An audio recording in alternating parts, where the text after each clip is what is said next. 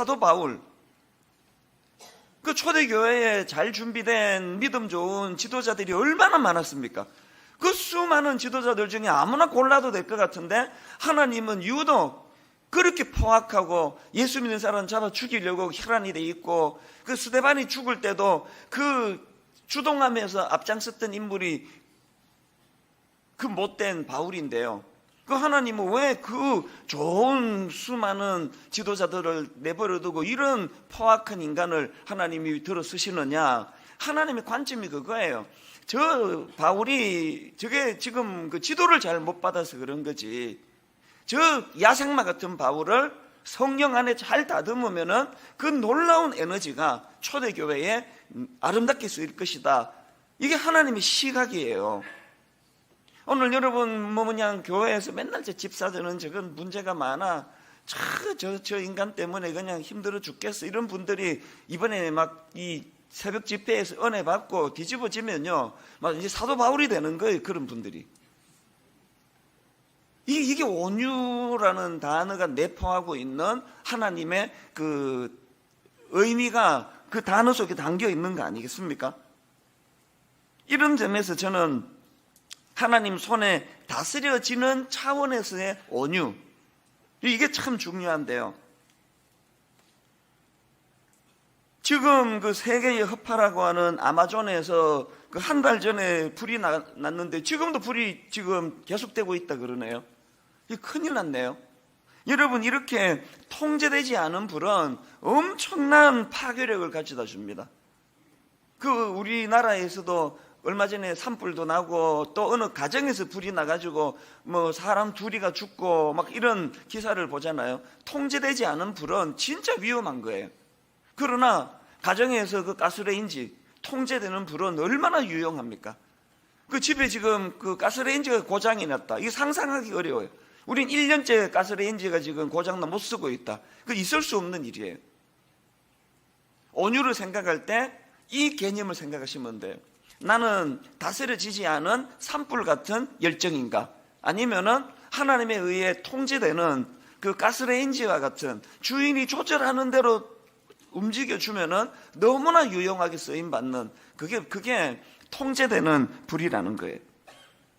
이런 의미에서 오늘 우리는 예수님이 말씀하시는 이 온유한 자는 복이 있나니 할 때 이 온유가 어떤 개념을 갖고 있는지를 기억하시면서 이제 우리가 내가 온유한 사람인가? 나는 하나님에 의해 그 통제되고 다스림을 받는 차원에서 나는 온유한 사람인가? 이거를 점검하기 위하여 두 가지 큰 질문을 던져야 됩니다. 첫 번째 질문이 뭐냐? 내 인생은 하나님의 통제하심이 작동되고 있는가?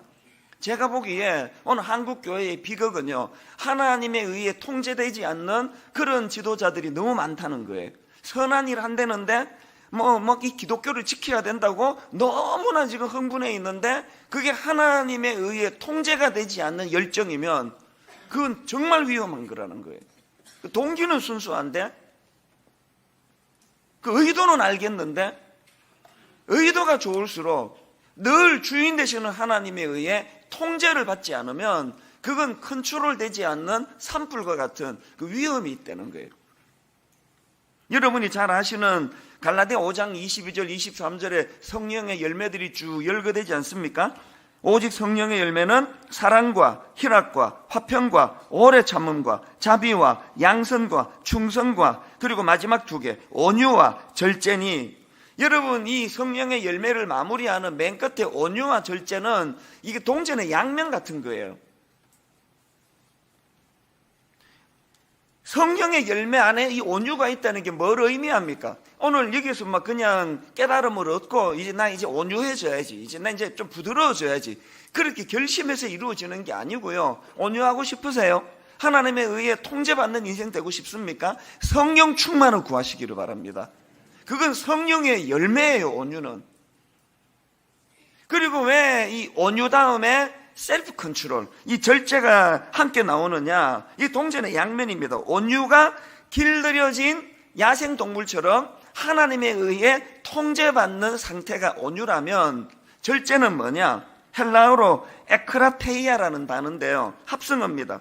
무엇 안으로라는 뜻을 갖고 있는 and이라는 단어하고 힘, 가능성 이런 뜻을 가지고 있는 크라토스가 합성어를 이룬 게 이 절제인데요. 이 절제를 직역하면 통치자의 영역 안에 있음 이런 뜻입니다. 통치자의 영역 안에 있음, 이게 절제예요.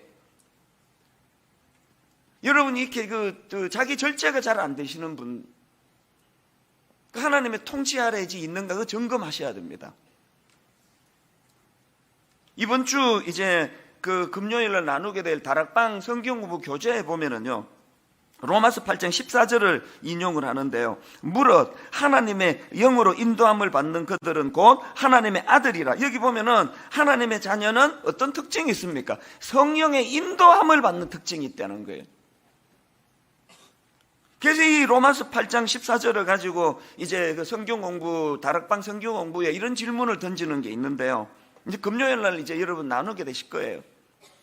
하나님의 자녀로서 성령님의 인도하심을 받는다는 것에는 위로하심, 보호하심과 같은 배려와 혜택뿐만 아니라 간섭하심, 통제하심과 같은 내 본능이 아닌 하나님의 뜻대로 산다는 불편도 포함되어 있습니다.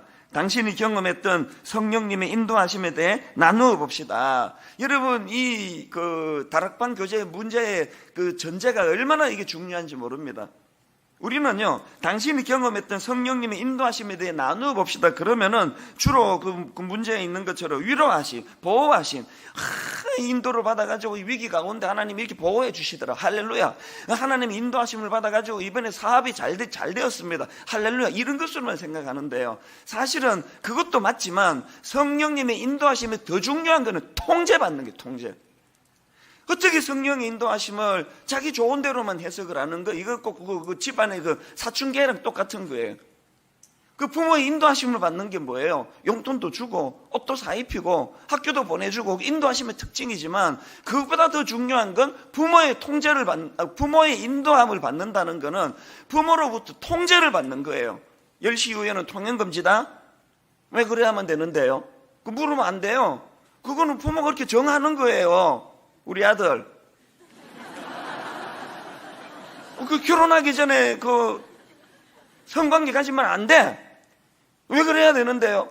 온 세상 다 하는데요. 물으면 안 돼요. 그럼 그런 거 허락하는 그 집으로 가라고. 그냥 옷 다 벗고 내가 사준 거 다 두고 또 그런 거 허락하는 집으로 가면 또 돼요. 부모의 인도하심을 받는다는 거는요, 부모로부터 제공받는 그것만이 아니에요. 오늘 이 시대는요, 내 인생은 내 거라는 거예요. 왜 부모가 나 간섭하느냐고. 그런 항의를 모든 부모가 다 받을 거예요. 그럼 알겠다.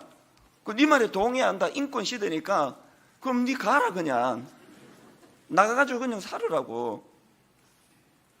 부모의 인도함을 받는다는 건 내가 미성년자인 것을 인정하고 내 혼자는 몸을 가눌 수 없는 아직 어린애라는 사실을 인식해서 부모로부터 여러 가지 살기 위해 필요한 것들을 제공받을 뿐만 아니라 부모의 통제를 받는 거예요. 부모의 통제를.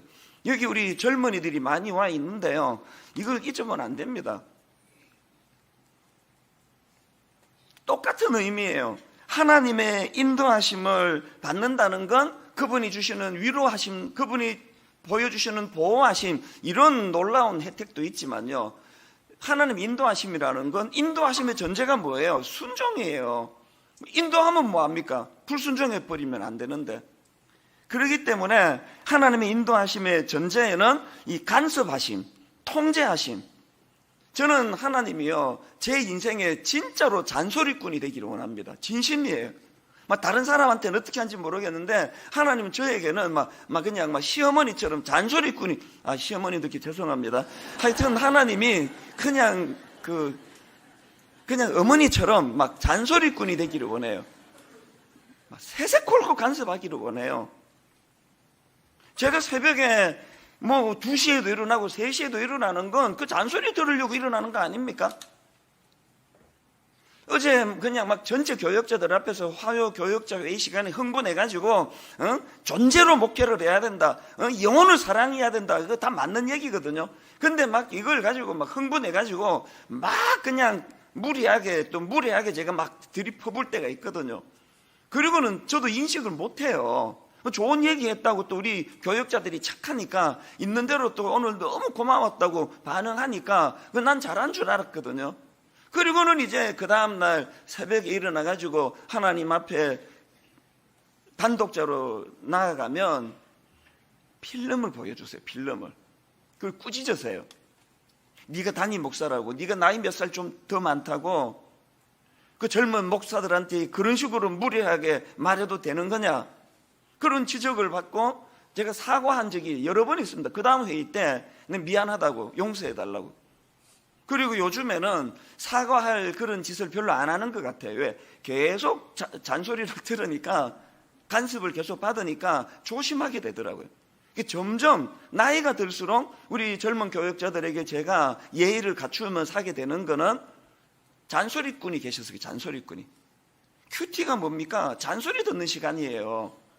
그러면 오늘의 운세처럼 큐티 해가지고 쫙 해가지고 오늘도 잘 될 것이니라 아멘, 이런 게 큐티가 아니에요. 큐티는 잔소리 듣는 시간이에요.